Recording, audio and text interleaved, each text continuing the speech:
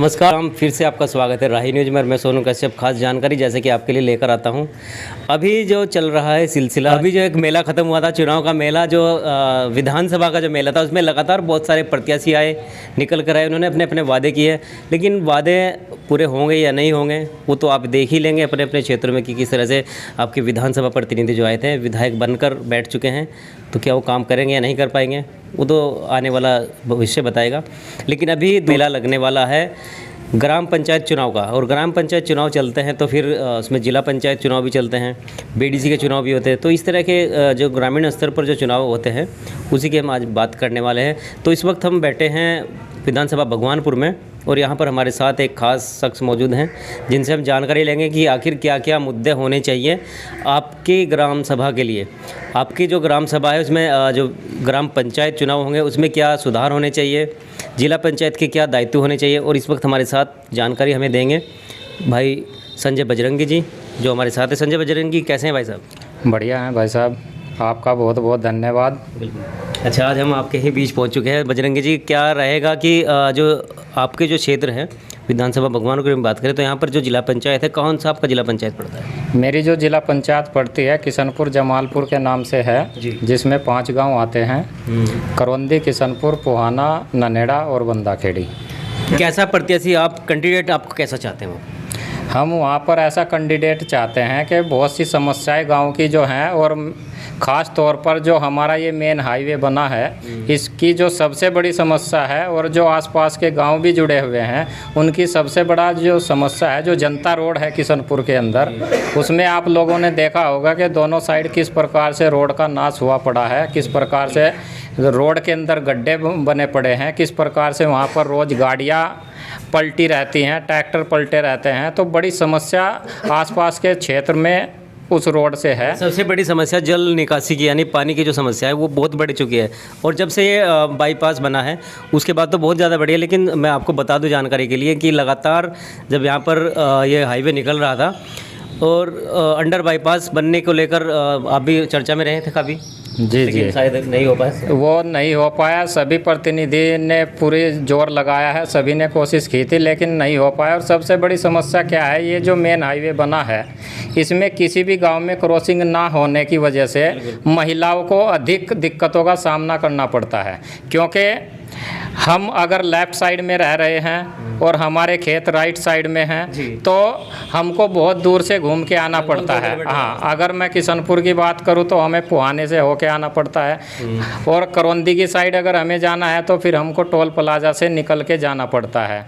रही बात दूसरी के, जब हमारी महिलाएं अगर उनको रुड़की जाना होता है और हम राइट साइड में हैं तो उनको क्रॉस करके किस प्रकार से जो रेलिंग लगी हुई है उनको किस प्रकार से पार करके हमें दूसरी साइड ऑटो के लिए इंतज़ार करना पड़ता है। अगर हम लेफ़्ट साइड में हैं और हमें भगवानपुर जाना है तो हमको किस प्रकार से उस रेलिंग को पार करके, जेंट्स तो उस रेलिंग को पार कर लेता है लेकिन महिलाओं को कितनी कठिनाइयों का सामना करना पड़ता है।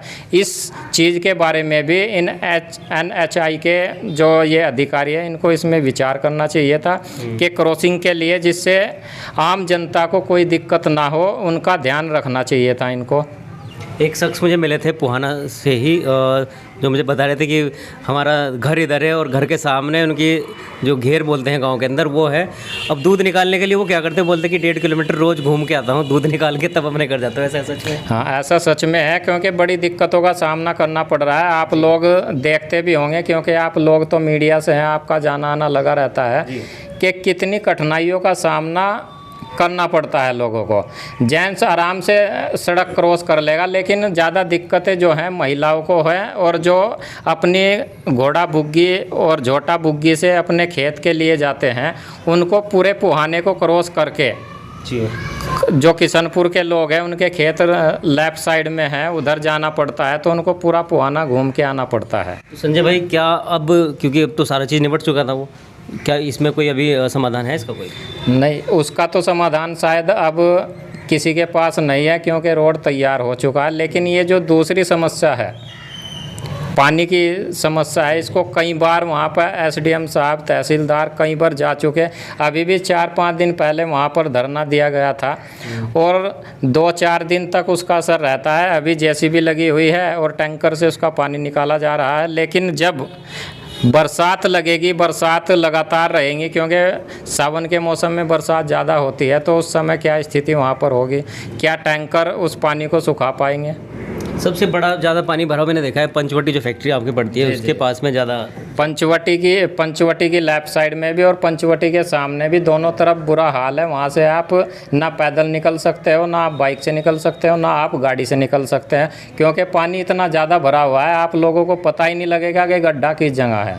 बजरंगी जी, फिर से हम सवाल अपना दोहराएंगे कि एक ग्राम पंचायत प्रधान और जिला पंचायत के जो सदस्य चुने जाते हैं, उनका मुख्य क्या आयोजन होता है कि वो क्या करते हैं, किस तरह का उनका काम होना चाहिए? ग्राम पंचायत के जो सरपंच का काम होता है, जिसको प्रधान भी बोलते हैं, उनका काम ज़्यादातर क्या होता है कि एक तो गांव में जो शौचालय बनते हैं, शौचालय बिना कमीशन के गरीबों तक शौचालय पहुँचे, और जो ये सरकारी मकान आते हैं बिना कमीशन के, ये मकान जो पात्र होते हैं उनके पास पहुँचे, ना कि कमीशन लेकर किसी के भी मकान जो पात्र नहीं हैं उनके भी मकान आप बनवा दें। और नलके होते हैं, नलकूप, जहाँ नलकूप की आवश्यकता है वहाँ पर लगवाया जाए, जैसे कि शमशान घाट, कब्रस्तान, इस तरीके के जो वो होते हैं, जैसे बस स्टैंड, ऐसी जगह जहाँ नलकूप की आवश्यकता है, आवश्यक जगह पर नलकूपों को लगवाया जाए और जो ख़राब हो चुके हैं उनकी रिपेयरिंग कराई जाए। बजरंगी जी, मैंने तो नलकूप जंगलों में लगे देखे, उस पर आप क्या कहेंगे? नलकूप जंगलों में लगे देखे हैं, लेकिन जो नलकूप जहाँ लगा हुआ है, जो एक बार ख़राब हो जाता है वो ख़राब ही रहता है, वो रिपेयरिंग नहीं होता। अच्छा, जो बहुत सारी और भी समस्या गांव के अंदर रहती है कि जैसे कि लड़के बच्चे स्कूल जाते हैं तो उनको भी सरकारी स्कूल छोटे छोटे जो खुले हुए हैं, आंगनबाड़ी जैसे हो गए, इनकी अगर छतों की देखी जाए तो मरम्मत नहीं है, रिपेयर नहीं होती, तो इन पर आप क्या कहेंगे? ये भी बहुत बड़ी समस्या है, क्योंकि हमारे देश का जो भविष्य है वो बच्चे हैं, और बच्चों के साथ अगर उनको सही फैसिलिटी नहीं मिलेगी और सही बिल्डिंगों में उनकी पढ़ाई नहीं होंगी, क्योंकि कुछ बिल्डिंग हमने ऐसी देखी है कि उनकी हालत जर्जर हुई पड़ी है। बहुत बड़ा रिस्क है, कभी कोई दिक्कत आ जाए तो उस और भी इनको ध्यान देना चाहिए। जो पदाधिकारी होते हैं ऊपर तक अपनी बात को पहुंचानी चाहिए। ग्राम पंचायत के जो प्रधान है या सरपंच है, उसके माध्यम से बड़े उच्च अधिकारियों को सूचना देके उसका तुरंत निस्तारण करवाना चाहिए, क्योंकि ये बच्चों के भविष्य से जुड़ी हुई है। संजय भाई, आपकी हम एजुकेशन के बारे में जान सकते हैं क्या? मेरी अगर मैं एजुकेशन की बात करूं तो मैं एमएससी बॉटनी एग्रीकल्चर से एमएससी हूं जी, और 2010 में मैंने कंप्लीट कर ली थी। यानी आप एक पढ़े लिखे युवा से हम बात कर रहे हैं, और पढ़े लिखे जो युवा है वो आप भली बात ही जानते हैं कि पढ़े लिखे युवा जो है देश का भविष्य है, देश को बदलने की उनके एक हौसला रहता है। और बात करें हिंदुत्व की, तो हिंदुत्व भी बहुत ज़्यादा संजय बजरंगी के खून में बसा हुआ है। भाई साहब, हम एक जानकारी ये स्पेशल चाहेंगे कि आप जैसा कोई युवक अगर सामने आए, चुनाव में आए, तो क्या ये क्षेत्र पंचायत, ग्राम पंचायत, इसमें कुछ बड़ा बदलाव आएगा? निश्चित रूप से अगर पढ़ा लिखा व्यक्ति ग्राम पंचायत अध्यक्ष बनता है या जिला पंचायत अध्यक्ष बनता है तो कहीं ना कहीं बदलाव तो होगा, क्योंकि सबकी सोच के ऊपर डिपेंड करता है। अभी क्या है, कोई कानून ग्राम पंचायत या जिला पंचायत या बीडीसी के लिए नहीं है। मेरा मानना ये है कि जो भी ये चुनाव लड़ते हैं उनके लिए एक पढ़ाई की सीमा निर्धारित होनी सरकार ने चाहिए। क्या था कि ग्राम पंचायत अगर लड़ेगा, यानी प्रधान महिला अगर है तो 8वीं पास और पुरुष है तो 10वीं पास, इतना होना चाहिए। कम से कम 10वीं पास तो होना चाहिए, ताकि वो जो पेपर उसके पास आया उसको पढ़ सके कि इसमें क्या लिखा हुआ है और अपने साइन। मेरा सवाल फिर से मैं सरकार से भी सवाल करूँगा, क्या आप मानते कि एक 10वीं पास या 8वीं पास वाला जो व्यक्ति है वो सारे संविधान को जान सकता हो, या फिर सारे जो प्रावधान है, सरकार के नए नियम है, उनको जानता हो सकता है? अगर अंडर ग्रेजुएट की बात करें तो ग्रेजुएशन जो वाला व्यक्ति है वहीं पर उसको पढ़ाई का ज्ञान होता है लगभग मेरे हिसाब से। तो जी बिल्कुल सही कह रहे हैं कि अगर पढ़ा लिखा है तो उसको संविधान की भी जानकारी है, और जो उसके पास काम कराना है उसकी भी जानकारी उसको है। अगर हम अनपढ़ हैं हम पढ़ना लिखना नहीं जानते हैं तो हम कैसे तो रोज़गार लेकर आएंगे, कैसे हम जो योजनाएं हैं सरकार की उनको धरातल पर कैसे उतारेंगे, उनकी जानकारी हमें कैसे मिलेगी। बिल्कुल बजरंगी जी, एक चीज़ ये रहेगी, अगर हम पढ़े लिखे लोग हैं और हम चाहें कि सरकार जैसे कि नए नए वादे तो कर लेती है लेकिन वो धरातल तक नहीं पहुंच पाते, क्या सिस्टम में ऐसा नहीं बदलाव आ सकता कि जो पढ़े लिखे लोग हैं, पढ़े लिखे युवा हैं, वो एक ऐसा प्रावधान निकालें कि आपको एक क्षेत्र वाइज आपको डिवाइड कर दिया जाए कि आप अपने क्षेत्र का विकास करें, आप अपने क्षेत्र का विकास करें, तो आने वाली जो योजना है क्या पता वो जन जन तक पहुँच पाए। ये सारी चीज़ें सरकार के अंडर में हैं, अगर सरकार चाहे तो ये सारी जो आपने बात कही है ये सब लागू हो सकता है, लेकिन सब कुछ सरकार के ऊपर डिपेंड है। हमारा मुद्दा ये है कि जैसे प्राइवेटाइजेशन किया गया है सरकार के द्वारा, हम चाहते हैं कि डिवाइडेशन भी किया जाए, आपको एक एक क्षेत्र छोटा छोटा करके दे दिया जाए कि आप केवल अपने इसी क्षेत्र को डेवलप करें। बहुत से एनजीओ हैं ऐसे जो लोकल में काम करते हैं, एनजीओ के माध्यम से भी आप लोगों को जागरूक कर सकते हैं, लोगों को जो सरकार की योजनाएं हैं उनकी जानकारी दे सकते हैं। किसी कैसे ऐसी वैकेंसी 2-4 साल के लिए आप निकाल सकते हैं गांव के डेवलपमेंट के लिए, जिला पंचायत के डेवलपमेंट के लिए, कि लोगों को जो सरकार की योजनाएं हैं वो लोगों को उसकी जानकारी और लोगों तक पहुंचे। संजय भाई, लगातार आप भी ग्रामीण स्तर पर है, गांव में आपका अच्छा खासा रोल भी है। पूर्व जो जिला पंचायत आपके यहाँ के रहे हैं, कितना उन्होंने विकास कराया है, कितनी बार आप मिले होंगे उनसे, अच्छा बता दीजिए। हमने आज तक उसको देखा भी नहीं। क्यों, ऐसा क्यों? कहाँ का है व्यक्ति है, कौन है, कब आया, कैसे आया, कब वो चुनाव लड़ा, कब जीता, उसका आज तक ना तो इस जिला पंचायत का कोई व्यक्ति उसको शायद नहीं जानता हो, क्योंकि वो अचानक आए हैं। एससी सीट थी ये पिछली बार जी, लेकिन उनके यहाँ पे कोई मुसलमान था, वो मोमडन थे और एससी के साथ उनकी शादी थी, वो अचानक आए, चुनाव लड़े और उसके बाद गायब। उस टाइम पे आपका हिंदू राष्ट्र दल कहाँ थे?